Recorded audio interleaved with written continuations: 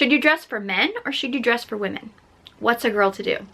Hello everyone, I'm Sarah from Everyday Starlet. Welcome to my channel. I make videos to inspire you to be the star of your own life. Today I want to talk about women dressing for men or dressing for women. This is actually a topic, this has been something that has been in my head pretty much as far back as I can remember. And it's something that I've actually noticed a little bit coming up on my Instagram. I actually want to do another video talking about my Instagram journey and some of the things I've learned from Instagram and life as an Instagram model.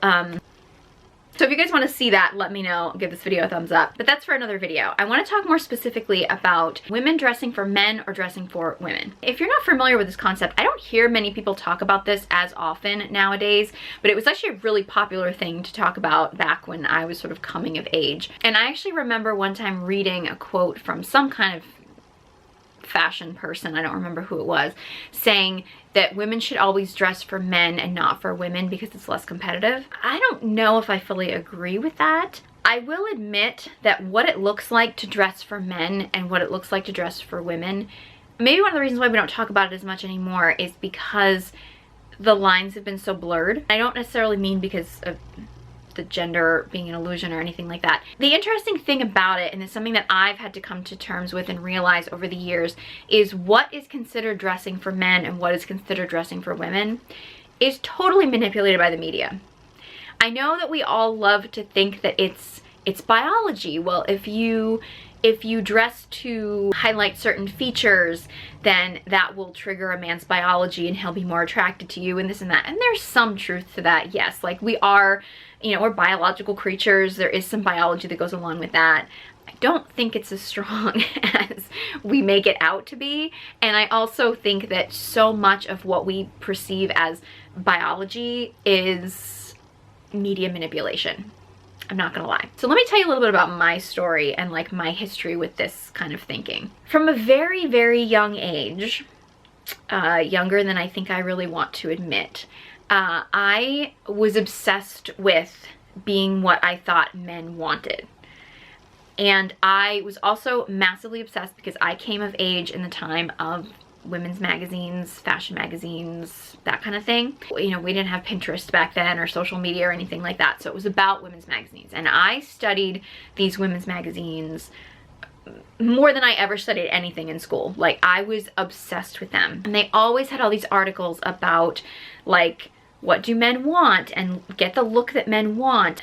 It was always like they'd have these surveys. They would supposedly, I don't know if they really did, survey a bunch of men and like tell you like what colors you should be wearing that men find the most attractive, and like what outfits men found most attractive, and like what makeup they found most attractive, and like all these different things, like what scents men found most attractive, like all these different like supposedly scientific surveys.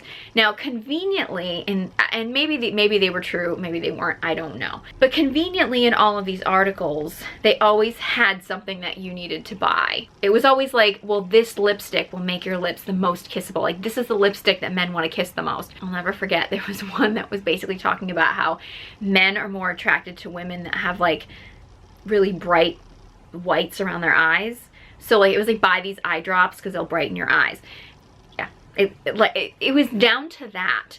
And I bought it hook, line, and sinker because I was like, I want a man, I wanted a boyfriend. I mean, this started young, right? And I was like, I want a man, I want a boyfriend, I wanna like catch a guy. So I was so obsessed. I mean, I had these magazines, I would literally cut out articles, and I actually had like, I had like a binder with like articles in them, and I would put them together and I'd put them in categories, which is like such a masculine mentality of doing this, but like I was determined. And I actually had created like a checklist, like before I would go out, when I actually did get old enough to actually like go out at night and like to meet guys.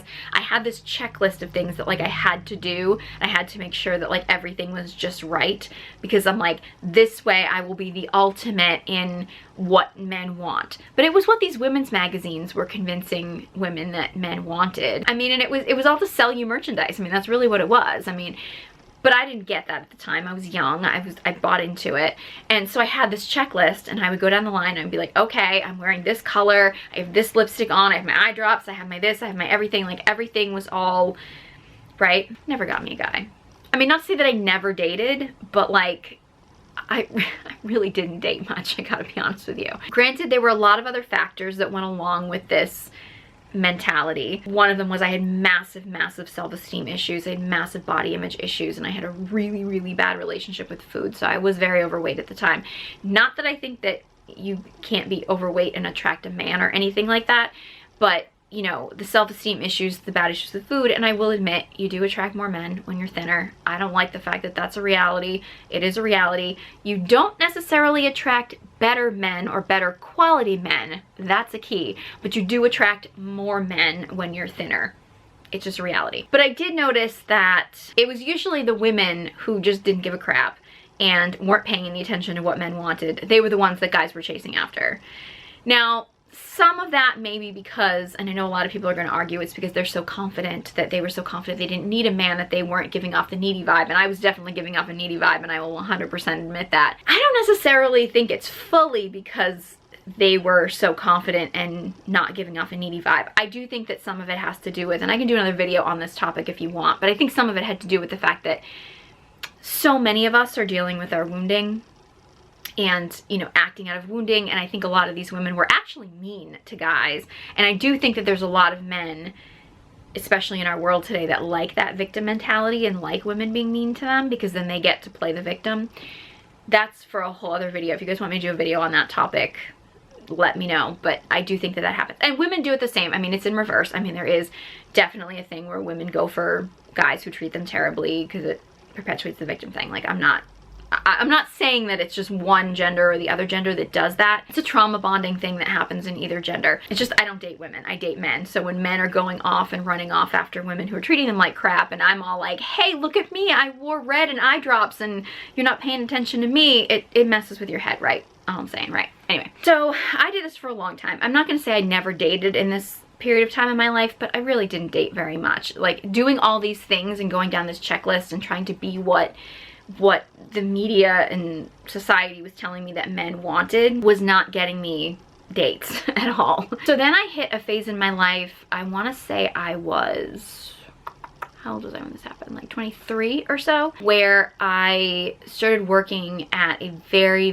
upscale, high-end retail store. I had worked with women before. I'd been in a lot of environments where there were a lot of women, but this was my first time in an environment of women who were like really into fashion, like really into fashion style and trends. And that's usually what's meant by, I think back in those days, back in my youth, many years ago, dressing for men was dressing sexy. Dressing for women was dressing trendy. And that was the first time in my life that I felt a real, not that I didn't pay attention to trends, because I did like fashion and trends when I was sort of trying to win over men, but that wasn't my primary interest. I started working in this environment with a lot of women who were very fashion forward, very into fashion and trends, and I got really sucked into that world.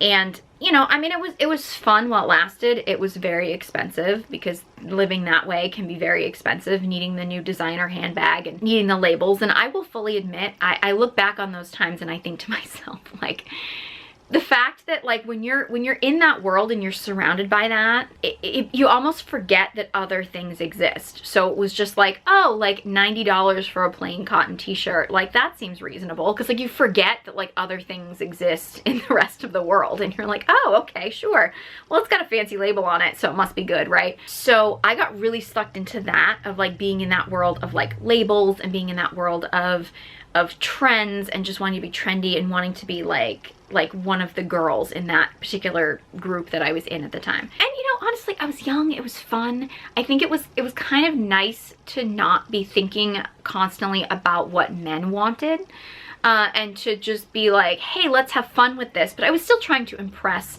the people around me, right? It still didn't really feel fully like me. But you know, hey, as much as that obsession, and as much as I can look back and be like, oh my god, why was I so obsessed with this idea of what men wanted in my even younger years?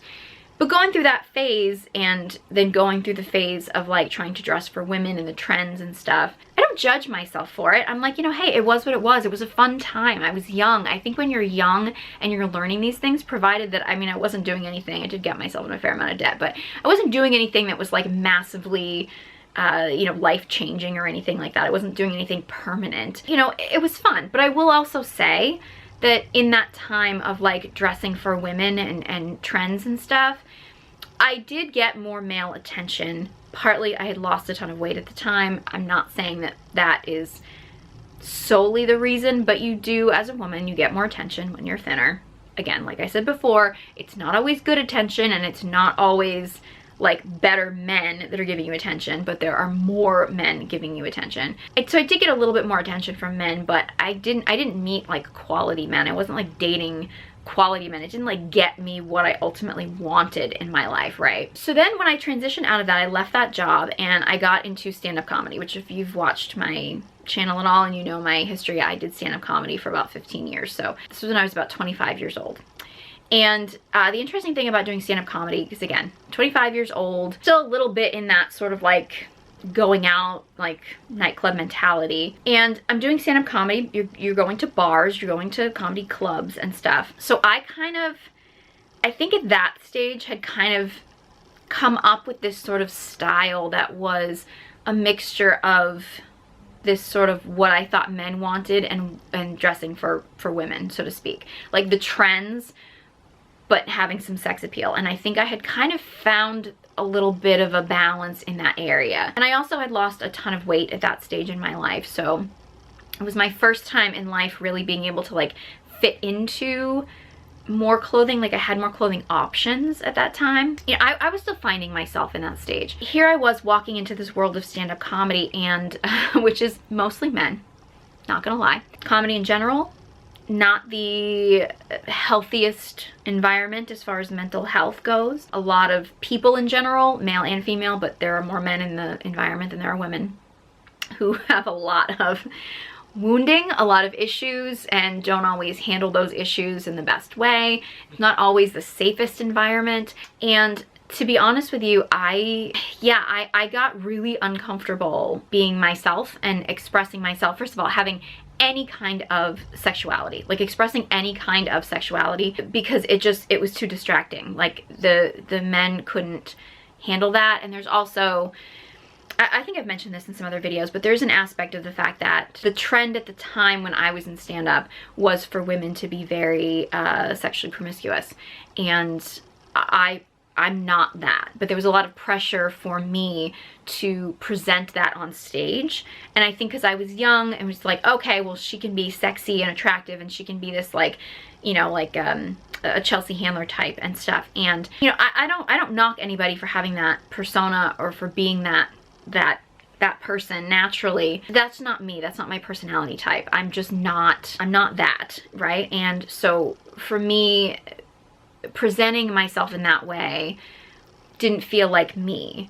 But if I did dress, you know, sexy at all on stage, it was confusing to the audience, because it was like, oh, well, no, she's supposed to be this like hypersexual woman because, you know, she's busty and she's, you know, young, and like that's what we expect from her. So I felt like I had to suppress all of that. I actually went through a massive phase in my comedy career for a few years in the beginning where I completely just like, I barely wore makeup.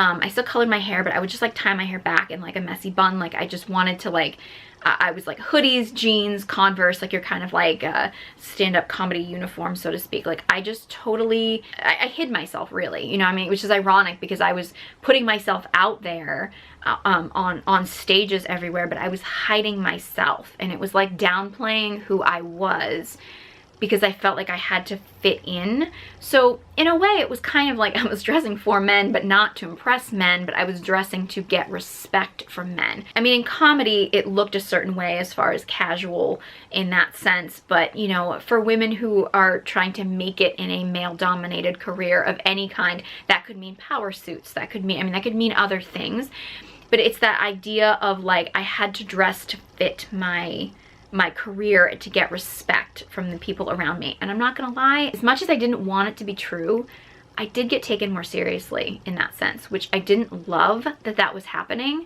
because I was still not feeling like I was fully being myself. I could present myself in my words on stage as me, but I couldn't be myself, right? And that actually, to be totally honest with you, that sunk me into a really deep depression. I ended up going through a lot of anxiety, a lot of depression, a lot of issues, and I've actually talked about that on my channel in like older videos and stuff of my issues with depression and anxiety. But it was actually when I kind of started to let go of that idea and I actually started letting myself be girly again. And in that situation, I will admit, I felt lost. And it's actually when I started Everyday Starlet, is around that time, because I wanted to be girly and I wanted to be glam and I wanted to, you know, connect to that part of myself that I felt like I had lost. And I do admit in the beginning, like if you watch some of my earlier videos, I did feel like I was trying to fit in with like maybe being like sort of the pinup girl, or, you know, I felt like I was constantly trying to fit in with this and that, and sometimes it might have been more for men, sometimes it was more for women, sometimes it was more for the job or the image or this or that, but it was always for someone else. So that was one of the reasons why I ended up starting my Instagram, and I want to do a whole video where I get more in depth about my Instagram journey and why I post on Instagram, what I've learned from years of posting on Instagram and my Instagram model life and whatever. Part of that was me just being like, you know what? I'm not going to be what other people want me to be. I'm not going to, and I understand that there's a lot of people out there that think that like, oh, well, you show your body on Instagram or you wore lingerie on Instagram to impress men. It was not about that. In fact, to be totally honest with you, for one thing, my self-esteem was so low, I didn't think men were actually going to be physically attracted to me. That's where my mind was. Like, I thought, yeah, I mean, and I'll get into that in a whole other video, but I'm not doing this like with a checklist in mind of like what men are looking for. I'm not doing this to impress women. I wanted to inspire women to be comfortable in their bodies, but like, I'm not doing this to be trendy to impress a woman. I am letting myself be seen, you know, in a sexual way, which was not something I was comfortable with at all. And I'm letting myself be glam, but I wasn't necessarily like in the pinup world. Like, I wasn't in any specific world. I was just being me. And that for me became so freeing, to just say, here I am, this is me. Love it or leave it, follow me or don't follow me, but this is just me and this is who I am. I have to say, in all my years of like, you know, trying to be, you know, sexy and attractive for men, or trying to be trendy for women, or trying to be respected in my job, or trying to be, you know, fit into this category of people, when I just said to heck with it, I just want to be me and I just want to dress how I want to dress and just be who I want to be. And if that's just casual and comfortable one day, that's fine. If that's dressed up and glam another day, that's fine. But just being myself is the happiest way to be. Has it solved all my relationship problems? No, absolutely not. Has it, you know, has it made all my dreams come true and my life perfect? No, it hasn't. But honestly, it's one less thing for me to stress and obsess over. And I think that that attitude of, you know, well, first of all, I do think that dressing for men and dressing for women, it's kind of overlapping now, because at this point, women start dressing more sexually to impress other women and to get men's attention, because that male attention is impressing other women. And I think that that becomes a little bit like, it's less about being trendy. It's outside yourself. It's constantly dressing to seek validation outside yourself. And that's like it's a bottomless pit, because you're never gonna get as much validation as you need to feel satisfied. You might get a small hit of satisfaction. You might get one woman who is impressed with what you're wearing, or jealous of what you're wearing if that's what you're going for, or whatever. You might get some guy who's just like, hey, she's hot, maybe I'll hook up with her. It's not gonna get you more love, and it's not gonna get you more acceptance. It's not gonna get you more validation. It might get you some, like, again, quick, like, adrenaline hits, like a sugar rush, but it's not gonna get you that, like, long-term love and satisfaction that we're all really craving deep down inside. And I do talk a little bit about this topic, about like what men find attractive and how they've been programmed into what they think is attractive, and that kind of thing, in my video about porn and body image. So if you want to check out that video. I do think that, again, porn is another form of the media in like our regular media, and it's all designed to make women, I'm speaking to women, I'm not saying that men don't go through this too, but particularly in this situation, women feel like they have to be something else in order to impress other people. And particularly if it's men, it's just the idea that like, well, you want to attract a man based on biology and like a man's biology, but yet you have to do it by like surgically altering your body to look a different way. And it's like, do we think nature got it wrong? Like, no, nature wants us to procreate. Like, nature wants us to mate. Like, they want us to get together, and they want us to, so like, nature's not gonna make women in a way that's not gonna attract men that they need to have plastic surgeons. Like, it's not like Mother Nature was like, well, I guess we need to make some plastic surgeons now so that we can make sure that women are attractive for men, because like, what? So like, that's a bottomless pit. And at the end of the day, if you're dressing to impress other women, I think that competition and like that idea of like women always being pitted against each other, I think is another media technique, because if women are spending all of their time hating on each other, then they're not actually coming together as a community, because like women are super powerful when they come together as a community and they actually love and support each other. And so the whole thing, I think, is really like just, it's all media manipulated. I really do think that it is. So if you get anything from my sort of long, rambly, feminine energy journey through this topic, it is that honestly, like, dressing for yourself and not for other people is just so much more freeing, and it will just make you so much happier in the long run, you know, and it'll end up attracting the right people into your life. The wrong people are still going to be attracted to you. I mean, because, you know, sometimes the wrong people just, they like good energy, and if you've got good energy, sometimes people are going to want to take it from you. But once you know how to weed those people out, you're going to attract the right people into your life. So honestly, if you learn anything from me, it's you do you, boo-boo. I haven't said that in years. Anyway, so I hope you guys enjoyed this video topic, and I'm gonna actually do a video talking about my Instagram journey and stuff like that. But if you guys have any other topics you'd like me to talk about, any requests, let me know. Leave a comment in the comment section below. I love to hear from you. I love your suggestions. If you enjoyed this video and found it helpful, please give it a big thumbs up. And if you would like to connect to your divine feminine energy, I have an online course you can sign up for. The details will be in the description box below, along with all the ways you can follow me on social media. Thank you guys so much for watching, and I hope you join me next time.